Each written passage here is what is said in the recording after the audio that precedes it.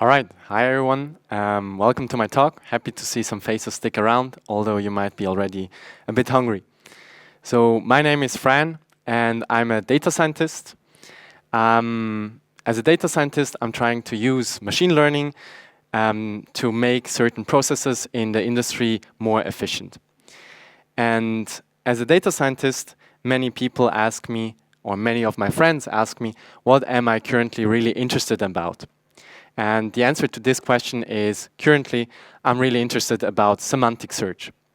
So semantic search, you might associate it directly with Google. And so search in general, there is a connection between search and information retrieval. And Google is trying, or is actually scraping the internet, all the possible pages that there are in the wide web, and storing the different information that these pages are containing. Then the customer might provide some kind of search query to find relevant content, and Google is trying to deliver all the relevant web pages that are relevant given the search query.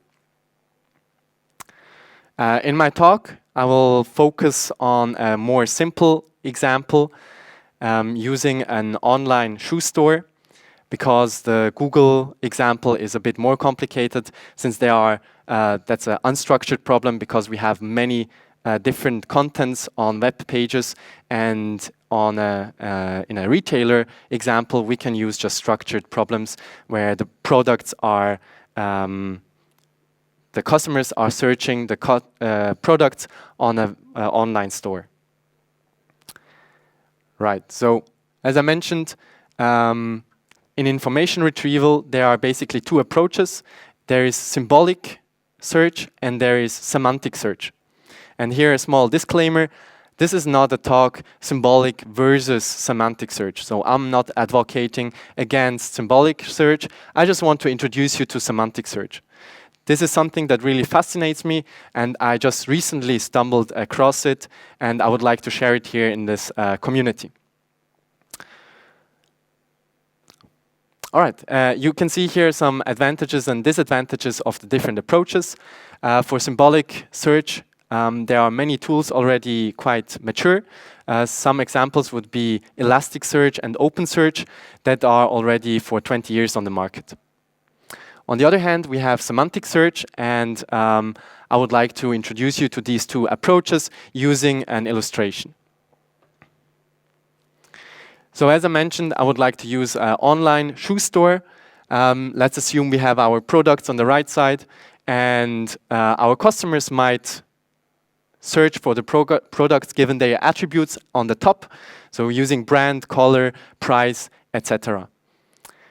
On the other hand, if we provide some kind of search query, then the customers might search for a specific thing they are interested in.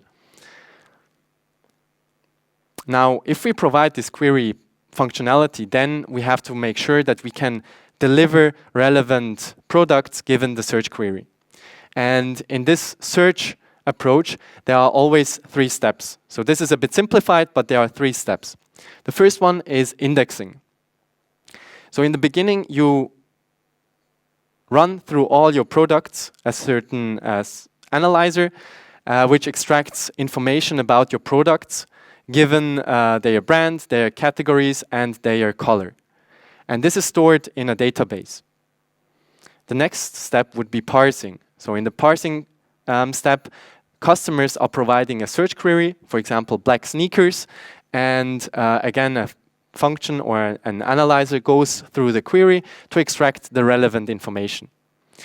The last step would be matching. So you have your database with your products, and you have your query, and you would like to provide all the relevant products given the search query.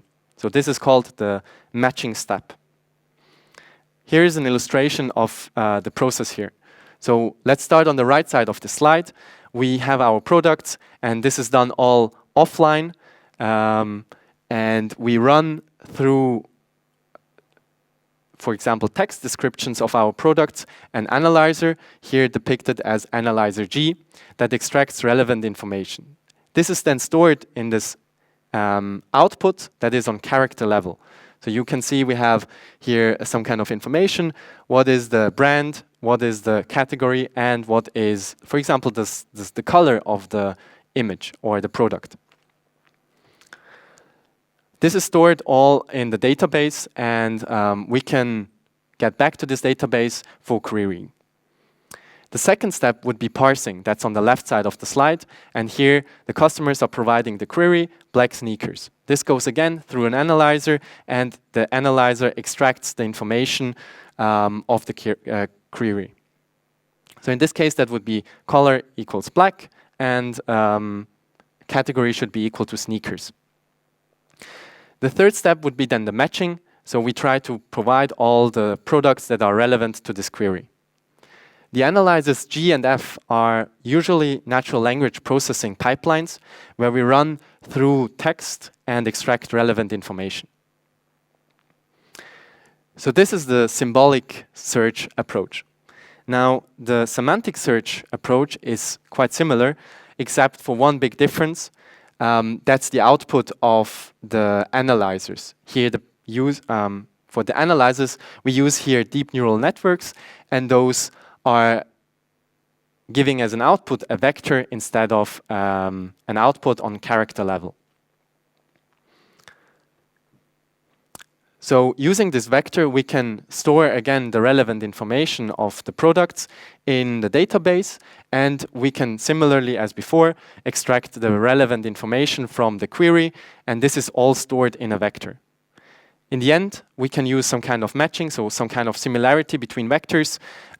Often cosine similarity is used, but there are other metrics that we can apply to find the most relevant products or the most relevant product vectors given the search query vector. So these vectors are called embeddings, and let me quickly introduce you to embeddings. So embeddings are actually one of the developments in artificial intelligence that are powering a lot of progress in the natural language processing research area. So I don't know, in the last 5 years, for example, Google Translate and DeepL really are delivering fascinating results, and the progress there is really based on these word embeddings. So here's a simple example. We have a vector of which is two-dimensional, and the model is translating the 4 words here into a two-dimensional vector. For simplicity, we use here 2 dimensions because we can visualize it nicely on the right side. In practice, these embeddings are usually between 300 to 500 dimensions long. So these are already the embeddings of a trained machine learning model. In the process, the model is encountering a lot of sentences where these words are part of the sentence, and given the meaning of these words, they extract this vector. So here, the model catches 2 dimensions, x and y, and on the y-axis, for example, the model might measure the royalty of the word. So king and queen are both royals, and therefore they have a relatively high value for the y-axis compared to man and woman. Exactly, so this is just an example how these vectors work. We don't really know which axes are measuring what, so which attributes are connected with which axis here. However, this is done automatically, and if we train different machine learning models, they can come up with different measurements. So one way to use and implement semantic search is using Jina. Jina is an open source framework that is based in Germany, and they provide a lot of functionality to implement production-ready semantic search. I just picked here Jina because I worked with Jina lately. However, there is also Haystack, which is also based in Germany, and both of these companies are developing teams are using semantic search to provide this functionality for the industry. All right, let's have a look at an example of semantic search. So on Jina, you can find multiple examples. Here we have an example of images. So there are multiple images stored in a database, and the query that I provide here is colorful.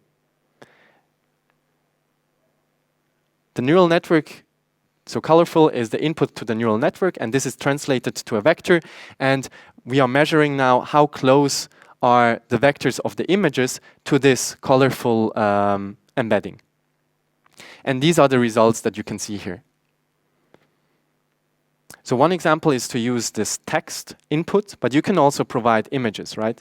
So you can provide an image that you would like to search for, or to search for similar images like the image that you provide. Right, so this is available for anyone. You can use, I think it's examples, jina.ai /now to interact with this interface. This is quite cool because there is a use case that I encounter oftentimes. On my cell phone, I have images, and I have quite a lot of them, so let's say 1,000. And at a certain point, I might be interested in one specific image. So I'm searching for this image to send it to my friends or to whoever. And for now, I have to either have assigned this image to a specific album or folder such that I can find it, or I have to skim through all of the images that are on my phone to find this one specific image. But using semantic search, we could provide text input like I'm searching or I'm looking, no, other way, sunny day, and this provides me just a subset of all the images that are on my phone that are depicting a sunny day. So I think this is a forecast of myself. This will be implemented in the near future on our cell phones. Right, so how did I come across semantic search? I participated in a program, Hack for Good, at the ETH, and I was a mentor there of a group of students. The students and we had a project, and we wanted to implement a way to check what are governments promising to act against climate change. So a lot of politics and a lot of governments are promising a lot of actions against climate change, but how can we measure the actual effort that is put into tackling climate change?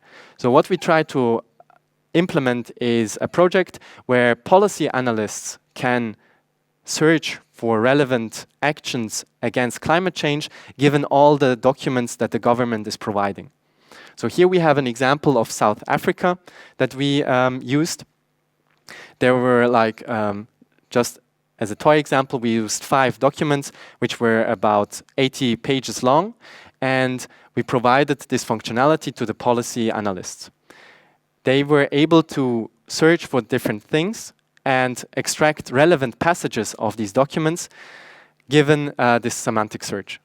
We provide also the similarity. So here in the query is what is climate change, and you can see the first result, not sure if you can see it, is actually explaining what is climate change and provides the cosine similarity of 0.29 compared to the other results that have a relatively high cosine similarity here.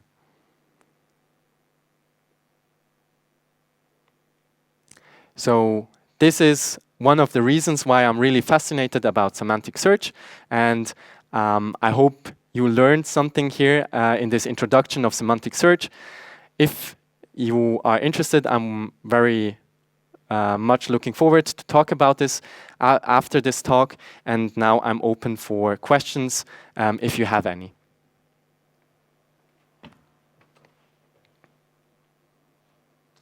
Well, first, yeah, round of applause for our speaker, Fran. Does anyone have a question about semantic search?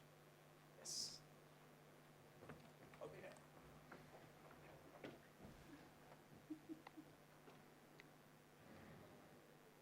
Thank you.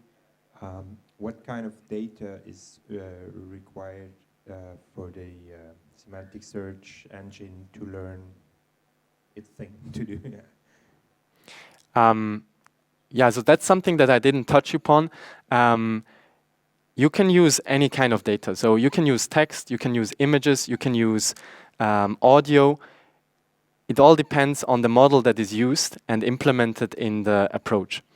And nowadays, a lot of models, so they are called foundational models that are trained on multiple input data types. So as I mentioned, text, images, and so on, and trying to create a vector space such that these embeddings can be calculated for any kind of input. So this is really interesting because you've seen before in one of the slides, here we have the possibility to use text, but also images to search our database. And this can be also extended to other data types. For us, the biggest question is always how much training data do we need to train a model, right? Is there something to guess how much you will need? I mean, for your example where you compare text with images, I mean, yeah. I imagine you need a huge amount of training data. Yeah, absolutely. So it's quite hard to capture human language, right? So, or the meaning of any word that is used. So there is a lot of text that is, or a lot of data that is necessary to train these models, and not everyone can do so. So this is kind of limited to these big tech companies who are training models and have a nearly unlimited resources. It's hard to say how much text is used. However, most of the time you can see that Wikipedia is all scraped. Any post on Wikipedia is used, and many other examples of text and images on the internet are scraped and used to learn these embeddings.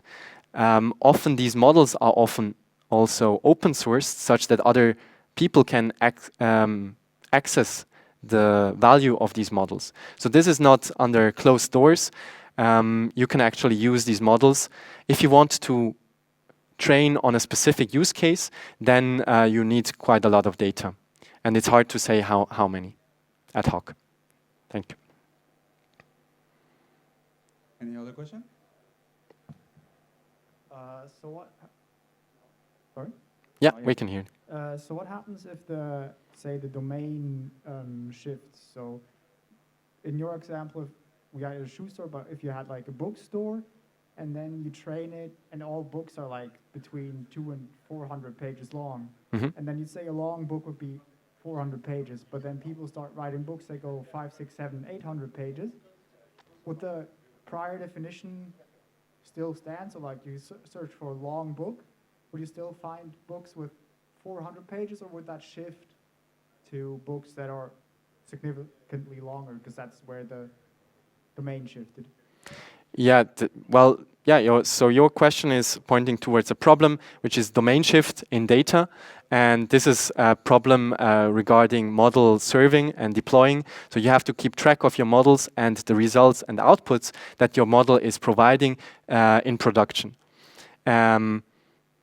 There is no clear answer here. The only thing that I can say is you have to keep track of the outputs and measure the performance of your models. So you would have to retrain them at a certain point. Yeah. So exactly. You keep on gathering more and more data, and hopefully, so that's the assumption that because the internet is so wide, or all your training data is so diverse, you kind of cover all of the edge cases. Okay. Thank you. Thank you.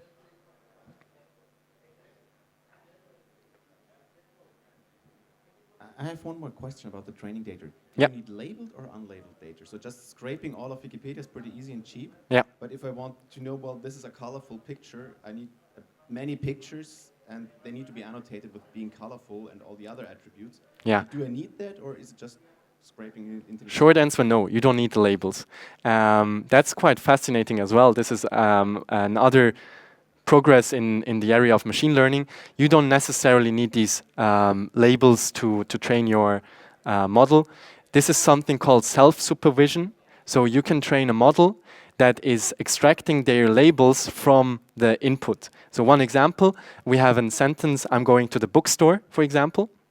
And you now just mask one of the words in your sentence, for example, bookstore.